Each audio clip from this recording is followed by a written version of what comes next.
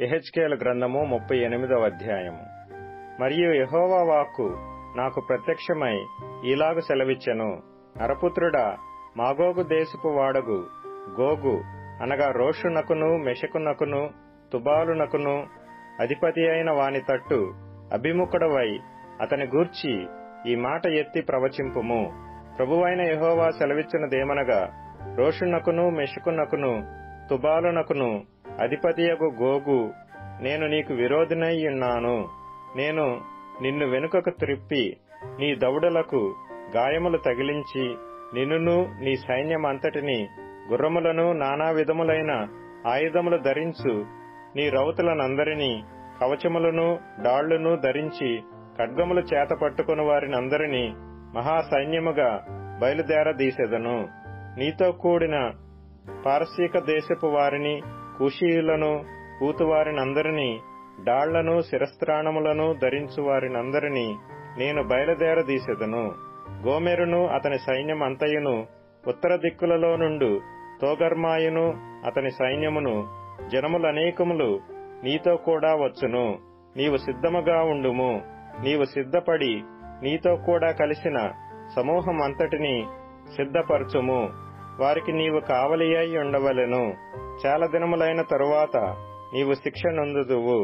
సంవత్సరముల అంతములో నీవు ఖడ్గము నుండి తప్పించుకొని ఆయా జనములలో చెదరిపోయి ఎడతెగక పాడుగా ఉన్న ఇశ్రాయేలీల పర్వతముల మీద నివసించుటకై మరలా సమకూర్చబడిన జనుల యొద్దకును ఆయా జనులలో నుండి రప్పించబడి నిర్భయముగా నివసించు జనులందరి యొద్దకును నీవు వచ్చెదవు. గాలివాన వచ్చినట్లును మేఘము కమ్మినట్లును నీవు దేశము మీదికి వచ్చెదవు. నీవును నీ సైన్యమును నీతో కూడిన బహుజనమును దేశము మీద వ్యాపింతురు.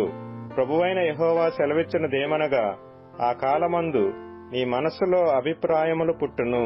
నీవు దురాలోచన చేసి ఇట్లను కొందువు, నేను ప్రాకారములు లేని గ్రామములు గల దేశము మీదికి పోయేదను.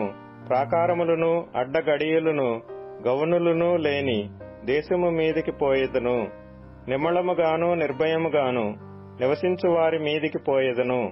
వారిని దోచుకొని కొల్ల సొమ్ముగా పట్టుకొనుటకై పూర్వము పాడై మరలా నివసింపబడిన స్థలముల మీదికి తిరిగి పోయేదను. ఆయా జనములలో నుండి సమకూర్చబడి పశువులను సరకులను గలిగి భూమి నట్ట నడుమ నివసించు జనుల మీదికి తిరిగిపోయేదను. శబావారును దదాను వారును తర్షీషు వర్తకులను కొదమ సింహముల వంటి వారైన దాని వారందరూ నిన్ను చూచి, సొమ్ము దోచుకొనుటకు వచ్చితివా? దోపు దోచుకొనుటకు సైన్యము సమకూర్చితివా? బహుగా దోపు దోచుకొని వెండి బంగారములను పశువులను సరకులను పట్టుకొని పోవుటకు చాలా దోపుడు దోచుకొనుటకు వచ్చితివా అని నిన్నడుగుదురు. కాగా నరపుత్రుడా, ప్రవచనమెత్తి గోగుతో ఇట్లనుము, ప్రభువగు యెహోవా సెలవిచ్చినదేమనగా, నా జనులకు ఇశ్రాయేలీయులు నిర్భయముగా నివసించు కాలమున నీవు తెలుసుకొందువు కదా.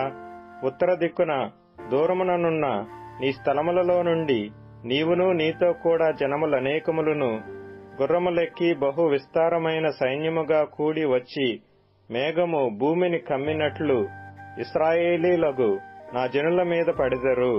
అంత్యదినములందు అది సంభవించును.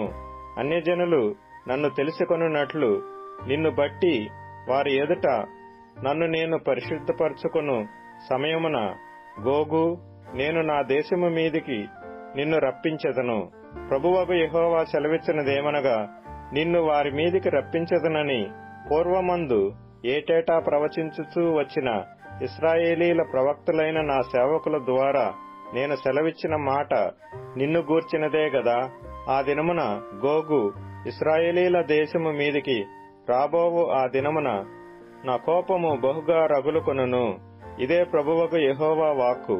కాబట్టి నేను రోషమును మహారౌద్రమును గలిగిన వాడనై ఈలాగు ప్రమాణము చేసితిని. ఇశ్రాయేలీల దేశములో మహాకంపము పుట్టును. సముద్రపు చేపలను ఆకాశ పక్షులను భూజంతువులను భూమి మీద ప్రాకు పురుగులన్నీయు భూమి మీద నుండి నరులందరూ నాకు భయపడి వణుకుదురు. పర్వతములు నాశనమగును, కొండపేటులు పడును, గోడలన్నీయు నేలపడును. నా పర్వతములన్నిటిలో అతని మీదికి ఖడ్గము రప్పించెదను. ప్రతివాని ఖడ్గము వాని సహోదరుని మీద పడును. ఇదే ప్రభువగు యెహోవా వాక్కు. తెగులు పంపి హత్య కలుగజేసి అతని మీదను అతని సైన్యపు వారి మీదను అతనితో కూడిన జనములనేకముల మీదను ప్రళయమైన వానను, పెద్ద వడగండ్లను, అగ్నిగంధకములను కురిపించి నేను అతనితో వ్యాజ్యమాడుదును. నేను యెహోవానై ఉన్నానని అన్యజనులు అనేకులు తెలుసుకొనున్నట్లు నేను ఘనత వహించి నన్ను పరిశుద్ధపరచుకొని వారి ఎదుట నన్ను తెలియపరచుకొందును.